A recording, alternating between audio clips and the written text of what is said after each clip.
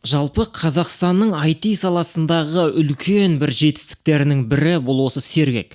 Жалпы бұның қызметі гаишниктердің орнын алмастырып, жаңағы жол ережесіне пофиг қарайтын жалпы адамдарды сабасына түсіру, яғни штрафовать ететін автоматический система. Бұл енді ұнамайтын адамдар бар, оның не үшін екенін мен қазір айтамын. Бұл жүйе жалпы қалай жұмыс жасайды, мен қазір техникалық тұрғыда түсіндіріп беретін боламын. Енді ол жерде әрине под капотом кішкене бір нюанстар болуы мүмкін, дегенмен бұл жасанды интеллектке негізделген системалардың жұмыс істеу принципі өте қатты ұқсас. Бұл системаны ұнатпайтын адамдар бар, енді ол қандай адамдар екенін кез келген адам түсінеді, яғни жол ережесіне пофиг қарайтын, бұрын таныспен жүрген адамдар, немесе оны дұрыс оқымаған адамдар, праваны сатып алған адамдар деген секілді. Енді бұл система қалай жұмыс жасайды, техникалық тұрғыда біз қарастырайық. Бізде жалпы қандай да бір жол болады, мысалға осындай. Бұл жерде не болады, светофор болады, және жол жаңа полоса дейік, зебра, осындай жүргіншілер өтетін, және мына жерде көліктер әртүрлі. Мына жақта сол камера тұрады. Ол камера әдетте өте үлкен аймақты түсіреді. Енді бұның жұмыс істеу принципі қандай?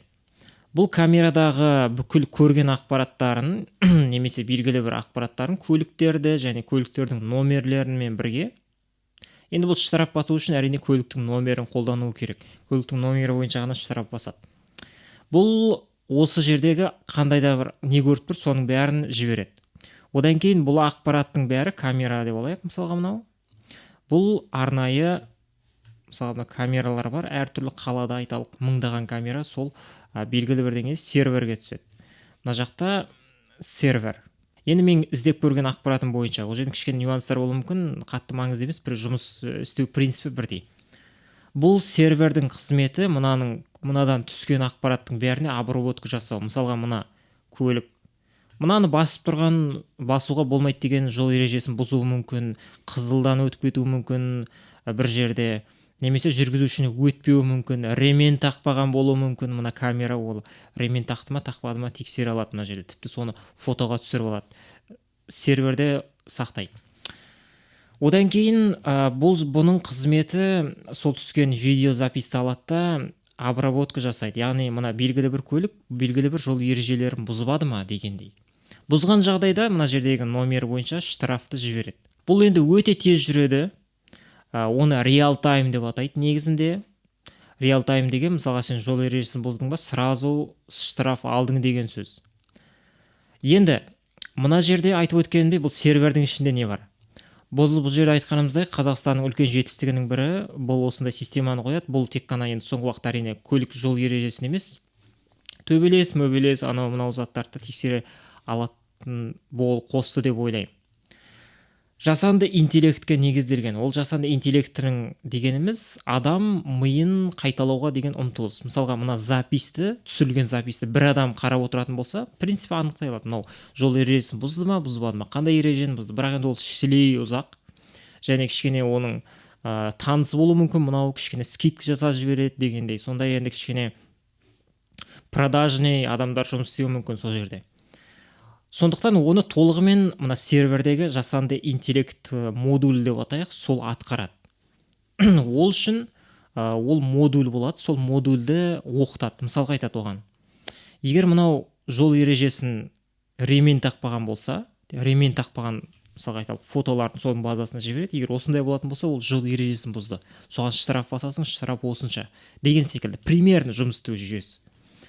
Одан кейін мынаны басып тұрса, бұл да жол ережесін бұзған болып есептеледі. Мына жерде сондай модуль бар. Ол модуль өте умный. Оны белгілі бір уақыт сайын жетілдіріп отырады. Мысалға жол ережесі өзгеру мүмкін, немесе штраф өзгеру мүмкін деген секілді. Кейін автомат түрде штраф жібереді. Мына серверде қосымша сіздің жол ережеңізді бұзғаныңыз бойынша запись сақталады. Егер қатты уверен болатын болсаң, мысалға мен жол ережесін бұзбадым деген секілді, онда сол записьті енді сақтайды ғой бұлар. Соны тексеріп көрсе болады. Кейбір жағдайда бұл қателесуі мүмкін шынымен. Себебі жасанды интеллект енді қазіргі кезде былай жануардың типін немесе породаларын, гүлдің қандай түсті қандай түр екенін адамдарға қарағанда жақсы ажыратады. Дегенмен оның өзі қателесуі мүмкін. Мысалға айталық, мынау жол ережесін бұл ремен тақпаған. Мұнан жасанды интеллект сол ремен тақпағанына 99-да айталық 8% уверен. Енді бұндай жағдайда штраф басуға болады. Кейбір жағдайда ол 90%-ке уверен болуы мүмкін деген секілді. Бұл қателік қай жағынан болады? Қателесіп штраф басып жіберу мүмкін, немесе штраф басатын жерде штраф баспай жіберу мүмкін. Дегенмен қай жағынан алсақ та, мына жасанды интеллект қазіргі жағдайда бұны адамға қарағанда әлдеқайда жақсы істейді. Енді сергектің жағдайында бұл қанша процентке уверен болған кезде штрафты автоматты түрде береді, ол жағын әрине мен таба алмадым. Мүмкін еш жерде жазылмаған, мүмкін ол құпия болуы мүмкін, немесе 80% болуы мүмкін. Енді 80% деген енді бұл шіли аз әрине. Мысалға айталық, біреудің қылмыскер екеніне 80% уверенсің, бірақ жазалап жіберсең кішкене біртүрлі 80% енді көп болғанымен машиналық оқытудың жағдайында обычно 99%, 99-да 99 деген хотя бы 95% болуы мүмкін. Немесе 90%-ге 80%-ге уверен болса, бұл автомат түрде мына жерде екі вариант болатын болса, ол автоматический штраф бар, ручной проверка бар. Ручной проверкамен айналысатын бұларда адамдар болуы мүмкін деген секілді.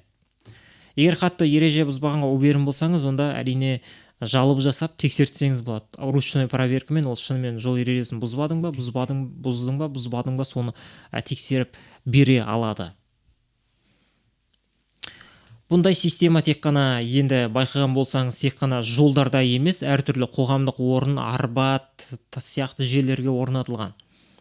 Ол жердегі де негізгі мақсат әрине қауіпсіздікті қамтамасыз ету. Бұл жалпы кез келген нормальный елде болады. Мысалға драка басталатын, төбелес басталатын болса, мына системаны оқытуға болады. Мысалы төбелес басталды, оны бұрынғыдай мысалға адамдар көріп отырмайды. Төбелес басталды, автоматты түрде полицияға плюс жедел жәрдем қызметіне сигнал жібереді.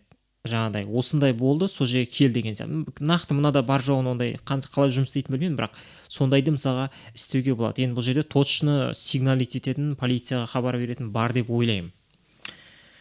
Одан кейін соған қатысты қорғаныс қызметінде де қоюға болады. Мысалы шекараға қоюға болады. Шекарадан біреу асып өтіп баратса, мысалға шекараны толығымен Қазақстан шекарасы мысалға айталық осындай болатын болса, мына шекараның бәрін қорғап отыратын енді адам күші жетпеуі мүмкін, ол өте неэффективный болуы мүмкін. Контрабанда, анау басқа заттар шекарадан өтіп кетпес үшін мына жерге камера қойып тастайды, скрытый түрде. Жасанды интеллект болғаннан кейін осындай автомат түрде сигнал беріледі. Осы кезде сигнал осы тұста, мысалға 112 номерлі шекара бөлігінде біреу байқалды деген секілді. Кейін шекарашылар соны алады да, мысалы жауып тастайды. Бұл енді жасанды интеллект, бұл өте мощный инструмент, 24/7 жұмыс істейді, түнде де көреді, күндізде көреді деген секілді. Жаңбырда да істейді, суықта да істейді, қарда да істейді. Бұл өте мощный істелген. Сондықтан бұл пайда болған негізі өте керемет дүние.